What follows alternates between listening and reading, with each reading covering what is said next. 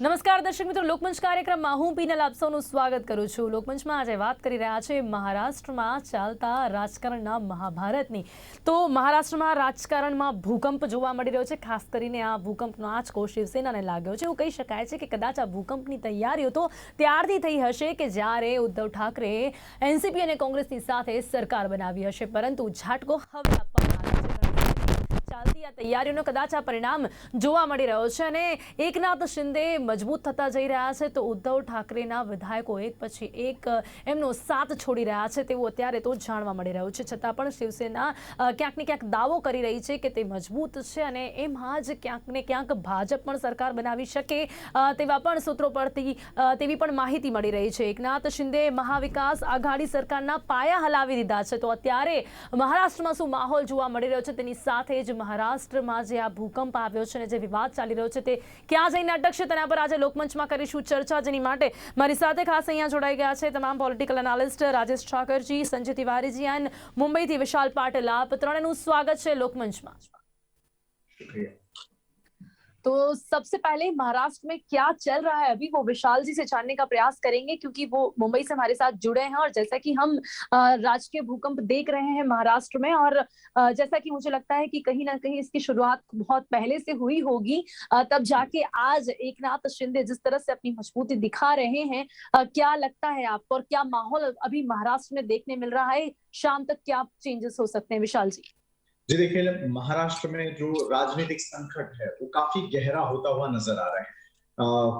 कुछ समय पहले अगर देखा जाए तो अजित पवार जो है डिप्टी सीएम, उन्होंने भी कहा है कि 6:30 बजे तक काफी सारी चीजें जो है हलचल उसमें मच सकती है और राजनीतिक संकट इसलिए गहरा होता जा रहा है कि एक तरफ बागी नेता जो है एकनाथ शिंदे का गुट लगातार मजबूत होता हुआ नजर आ रहा है। इस समय में अगर देखा जाए तो एकनाथ जी के ग्रुप में, उनके गुट में लगभग 40 लोग उनके साथ में है। 30 लोग है शिवसेना के, बाकी विपक्ष अपक्ष जिन्हें कहा जाता है उनकी संख्या है 10। मतलब अगर देखा जाए तो एकनाथ शिंदे जी का गुट काफी मजबूत होता जा रहा है। दूसरी तरफ देखा जाए तो उद्धव जी जो है वो भी कमजोर होते हुए, मतलब शिवसेना कमजोर होते हुए नजर आ रही है। लेकिन आज दिन भर में जिस तरीके की प्रेस कॉन्फ्रेंस देखी गई, उद्धव जी ने कई सारी जो बातें हैं अपने शिव सैनिकों के साथ में की है। शिव सैनिकों के साथ में बात करते हुए उन्होंने कई मुद्दों को उपस्थित किया। सबसे पहला और अहम मुद्दा अगर हम लोग देखें तो उसमें सबसे बड़ी बात उन्होंने कही है कि मैंने वर्षा छोड़ा हुआ है, मैंने अब तक लड़ाई नहीं छोड़ी है। मतलब साफ है कि उन्होंने पहले ही कुछ शर्तें रखी थी कि अगर आने वाले दिनों में शिवसेना का ही मुख्यमंत्री अगर महाराष्ट्र के लिए होता है तो मुख्यमंत्री पद का जो है वो पद छोड़ने के लिए भी तैयार हूं, वहां पर इस्तीफा देने के लिए तैयार हूं, ये बात उन्होंने कही थी। लेकिन एकनाथ शिंदे अभी हाल ही में महाराष्ट्र के जो मीडिया है, मराठी जो मीडिया है, उन लोगों के साथ में बात करने के लिए कारगर हो चुके हैं। कुछ समय पहले जब मेरी भी उनसे बातचीत हुई थी तो उन्होंने एक बात जरूर कही है, मैं मुंबई आऊंगा लेकिन कब आऊंगा नहीं बता सकता, लेकिन मैं अपने जो मुद्दे हैं उन पर अभी भी अड़ा हुआ हूं। उसी तरीके से शिवसेना अगर काम करती है तो मैं शिवसेना के साथ में अभी तक हूं, लेकिन महाविकास आघाड़ी मतलब अभी भी चांसेस हैं विशाल जी, अभी भी चांसेस हैं इस बात को, इस जी बात जी के जी चांसेस अभी भी देखने मिल रहे हैं? जी बिल्कुल, वो अभी भी कारगर है कि जो मेरे मुद्दे हैं उसके ऊपर ही अड़ा हुआ हूं। मुंबई कब आऊंगा ये बता नहीं सकता, लेकिन सूत्रों की अगर बात माने तो मुंबई में वो आज कभी भी आ सकते हैं और अपनी शर्तें, अपनी मांगे सामने रख सकते हैं। बागी जो लोग हैं वो अभी तक अगर जाए तो और संख्या उनकी बढ़ने की आशंका जताई जा रही है। एकनाथ शिंदे का गुट जो है काफी बड़ा होता हुआ नजर आ रहा है।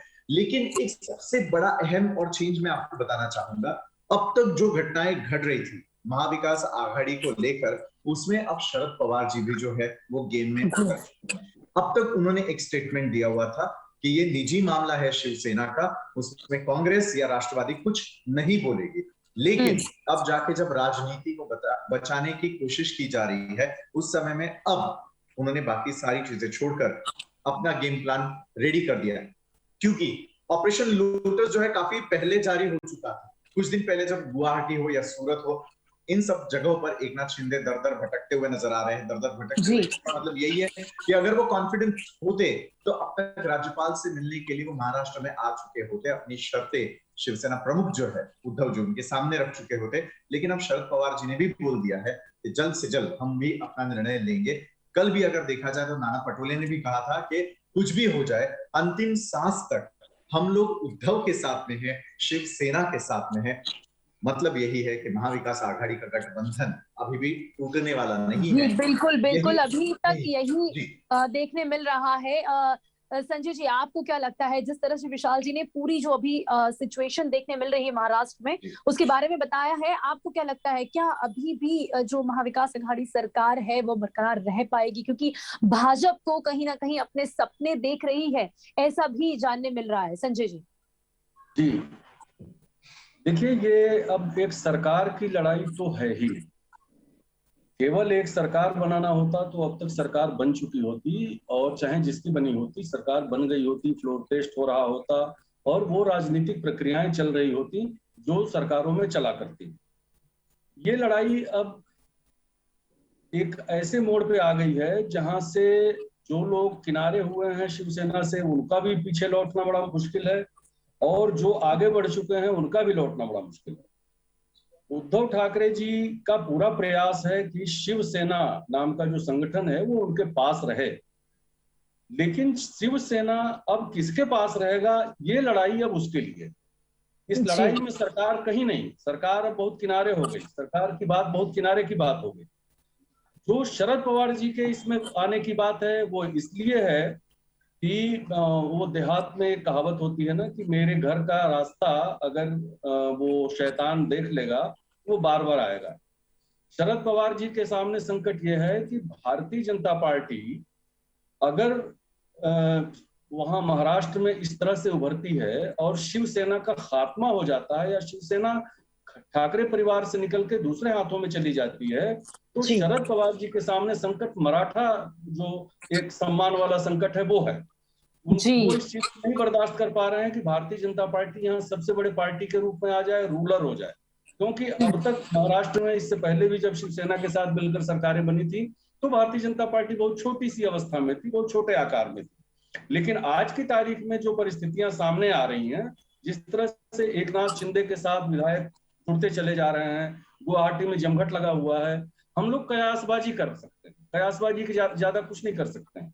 लेकिन वास्तविक संकट इस समय वास्तव में अगर किसी के ऊपर है तो शरद पवार जी के सामने है कि उनका एक छत्र मराठा जो मराठा की भूमिका थी, जो महाराष्ट्र को जैसे चाहते थे वैसे चलाते थे, अब जब भारतीय जनता पार्टी की सरकार बन जाती है या आने वाले दिनों में पुनः चुनाव में जाना पड़ता है तो शरद पवार जी की छवि और शरद पवार जी का कद उतना बड़ा नहीं रह जाएगा जो अब तक महाराष्ट्र में रहा। जी संजय जी, तभी वो लगातार कह रहे हैं कि संभवित सभी प्रयास करेंगे वो बचाने के लिए, और इसी के साथ जो भी विधायक हैं जो छोड़कर गए हैं उनके विरुद्ध भी कार्यवाही की बात की जा रही है। संजय जी, उनका मोह कहीं से शिवसेना या उद्धव ठाकरे जी के साथ नहीं है।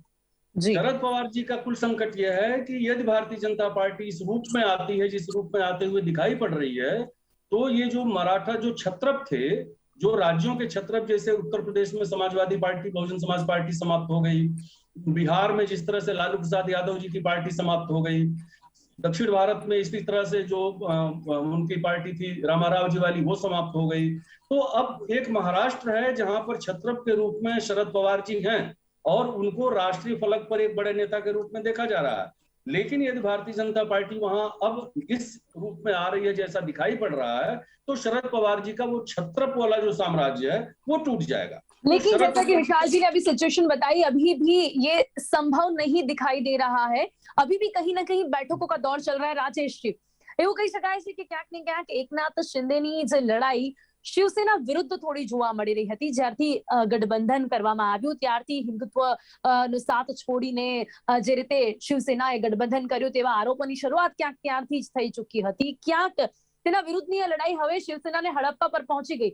એકનાથ શિંદેની આ મજબૂતીને કઈ રીતે જોઈ રહ્યા છો રાજેશજી?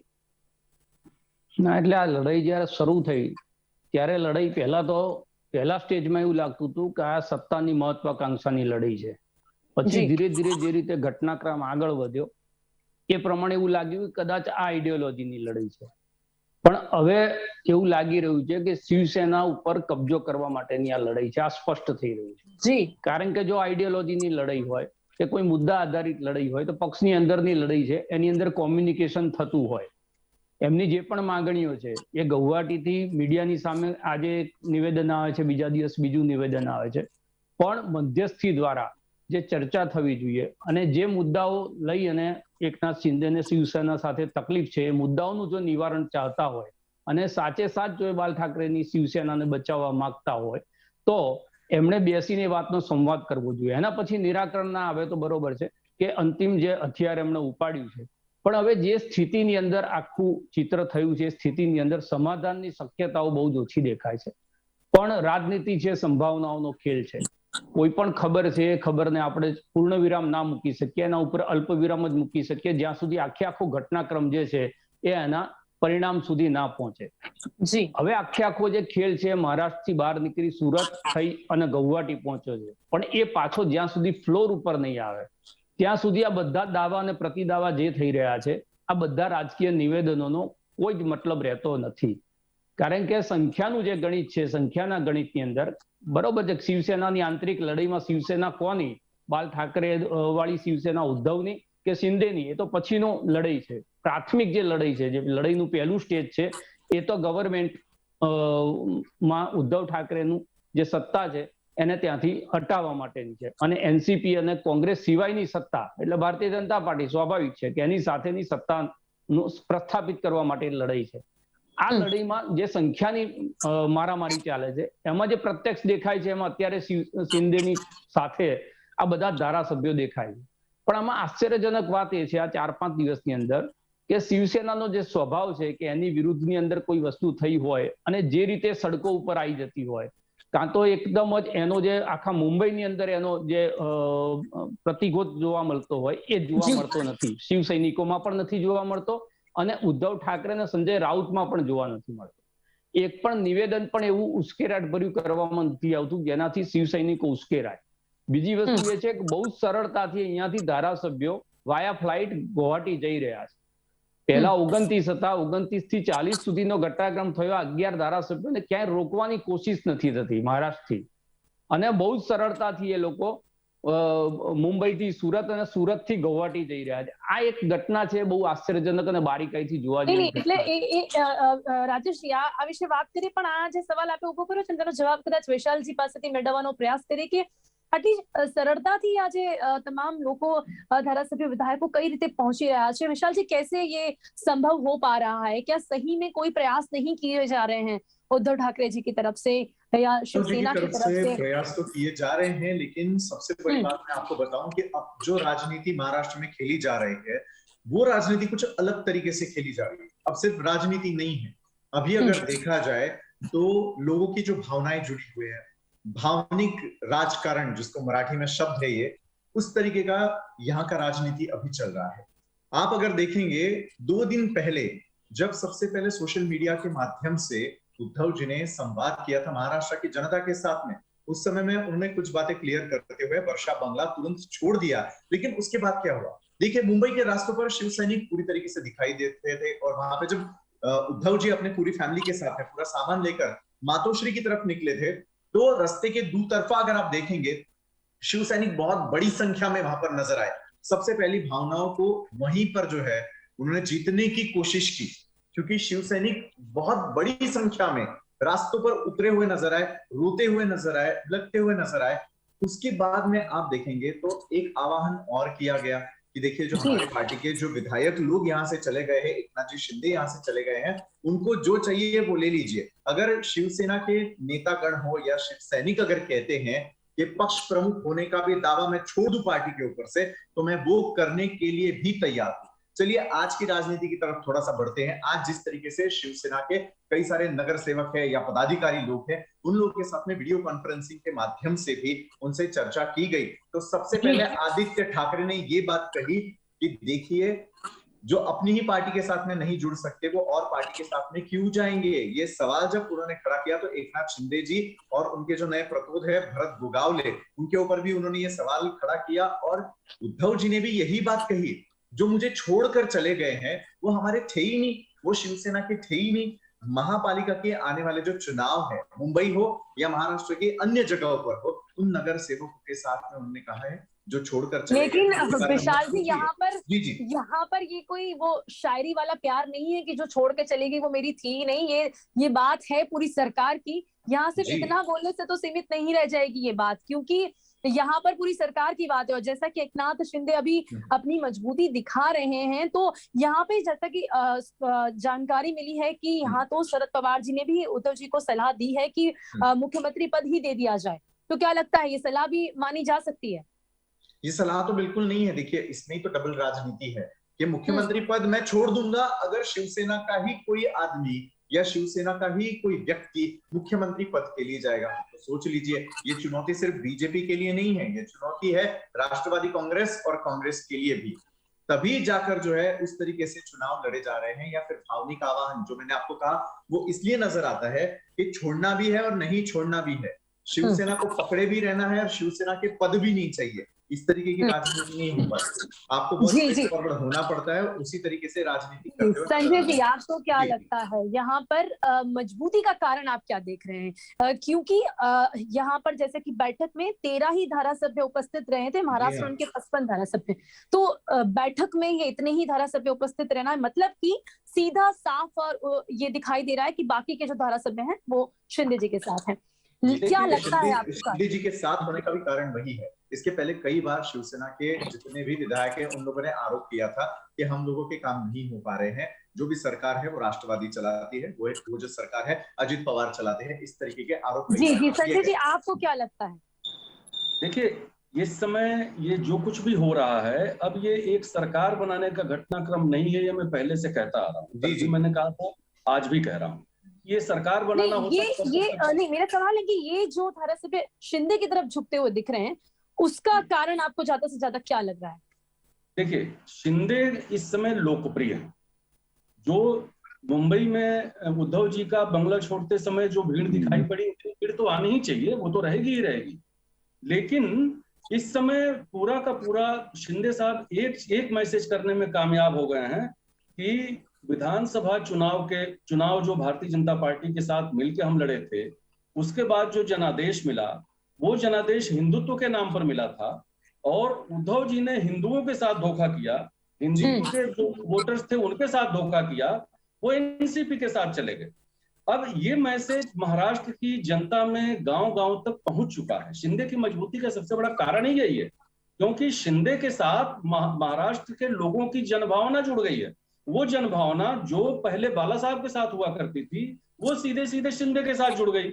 अगर वैसी जनभावना उद्धव जी के साथ होती तो उद्धव जी को वर्षा नहीं छोड़ना पड़ता, न उद्धव जी को बाहर आना पड़ता। अच्छा, उद्धव जी वर्षा छोड़ के आते हैं और कहते हैं मैं मुख्यमंत्री पद नहीं छोड़ रहा हूं, मैं इस्तीफा दे दूंगा अगर शिंदे कहेंगे तो। अरे भाई, जब आपको छोड़ना ही है, आपका इरादा बड़ा साफ है, तो आप इस्तीफा दे देते और कहते कि आइए शिंदे जी आप सरकार बनाइए, लेकिन पार्टी नहीं तोड़ने देंगे हम आपको। ये तो आपने किया नहीं, आप मुख्यमंत्री बने हुए हैं। वर्षा छोड़ के आपने एक संकेत दिया कि हम छोड़ेंगे। अच्छा, पवार गुट का क्या मामला है? ये लोग जानते हैं कि जिस दिन उद्धव ठाकरे जी चीफ मिनिस्टर नहीं होंगे, शिवसेना का चीफ मिनिस्टर उद्धव ठाकरे जी नहीं रहते हैं, तो इनका फिर अस्तित्व कहाँ रह जाएगा? क्योंकि शिंदे तो बार बार कह रहे हैं कि भाजपा के साथ हम सरकार बनाएंगे, भाजपा के साथ समर्थन से सरकार हम बनाएंगे, क्योंकि उनकी विचारधारा हमारी विचारधारा एक है। तो इसमें सबसे बड़ा संकट शरद पवार के सामने है। और यहाँ पे बड़े सलीके से मिल रही है संजय जी की भाजपा के द्वारा शिंदे को महाराष्ट्र में मंत्रिमंडल में 8 कैबिनेट रैंक और 5 राज्य मंत्री रैंक की ऑफर भी की गई है। जी, वो अपनी जगह है। इस समय जो मैं कह रहा था वो सीक्वेंस ये है कि शरद पवार जी के अपने अस्तित्व पे संकट है, और इस संकट का सारा ठीकरा उन्होंने छोड़ दिया है उद्धव ठाकरे के सिर पे। उद्धव ठाकरे से न उगलते बन रहा है न निगलते बन रहा है। भाई, महाराष्ट्र में पालघर में जब साधुओं की हत्या हुई थी, क्या उस समय आक्रोश नहीं हुआ रहा होगा? मुंबई में और भी ढेर सारी घटनाएं हुई, हनुमान चालीसा पढ़ने पर आपने प्रतिबंध लगाया, देशद्रोह का धारा लगाया। क्या ये सब घटनाएं लोगों के मन में नहीं थी? ये सारी की सारी चीजें एक साथ अब हो गई हैं, और यही शिंदे का बल है। और इसी बल पर शिंदे जी इतने ताकत के साथ गुवाहाटी में जमे हुए हैं। अभी वो नहीं कह पा रहे हैं कि हम कल आएंगे कि परसों आएंगे। જી રાજેશજી, આપને પણ શું લાગે છે કે જે પ્રકારે અહીંયા આપણે વાત કરી રહ્યા છે કે ક્યાંક શરૂઆત ત્યારથી જ થઈ છે કે જ્યારથી હિન્દુત્વનો માર્ગ ક્યાંક છોડવામાં આવ્યો અને જે પ્રકારે સરકાર બનાવવામાં આવી, તો એવું માની શકાય છે કે શિંદે ત્યારથી જ તૈયારીઓ શરૂ કરી હોય અને ત્યારથી જ જે અંદરો અંદર ક્યાંક ત્યાંના લોકોના મનમાં એ વાત કે તેના કારણે ક્યાંક વધતી ગઈ આ વાત અને ત્યારબાદ આજે આવીને અહીંયા આ વાત ઉભી રહી છે એવું માની શકાય છે રાજેશજી?